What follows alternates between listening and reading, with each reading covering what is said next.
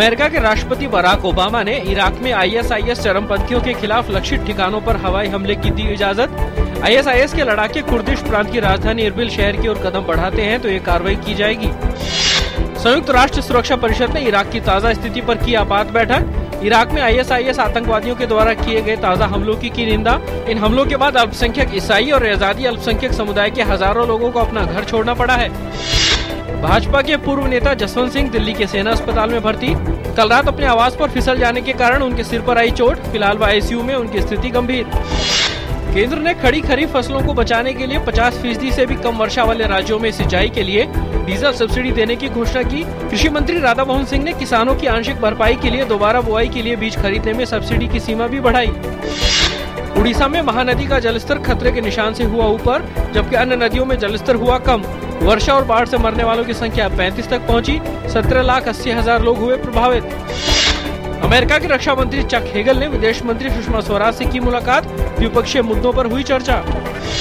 विदेश मंत्री सुषमा स्वराज आज 4 दिवसीय दौरे पर म्यांमार के लिए होंगी रवाना। आसियान और पूर्वी एशियाई देशों के सम्मेलन में लेंगी हिस्सा। पाकिस्तान को छोड़कर वह इन देशों के समकक्षों के साथ द्विपक्षीय बैठक भी करेंगी। कर्नाटक सरकार ने परीक्षा और चयन प्रक्रिया में धांधली के आरोपों के कारण राज्य प्रशासनिक सेवा KAS की वर्ष 2011 की 362 नियुक्तियों को रद्द कर दोबारा प्रतियोगिता परीक्षा कराने का लिया निर्णय।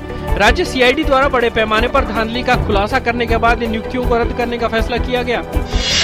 चेनाब नदी के पानी में बहकर पाकिस्तान चले गए BSF के जवान को पाकिस्तान आज सौंप सकता है भारत को। इस बारे में सेक्टर कमांडर स्तरीय बैठक में कल बनी थी सहमति। लीबिया के हिंसाग्रस्त इलाकों में फंसे भारतीयों का एक और समूह घर वापसी के लिए रवाना।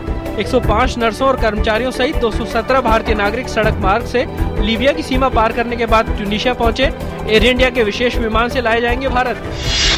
अंतरबैंक विदेशी मुद्रा विनिमय बाजार में आज के शुरुआती कारोबार के दौरान डॉलर के मुकाबले रुपया 16 पैसे मजबूत होकर 61 रुपए 33 पैसे प्रति डॉलर पर खुला। कल के कारोबारी सत्र के दौरान डॉलर की तुलना में रुपया 65 पैसे कमजोर होकर 61 रुपए 59 पैसे प्रति डॉलर पर बंद हुआ था।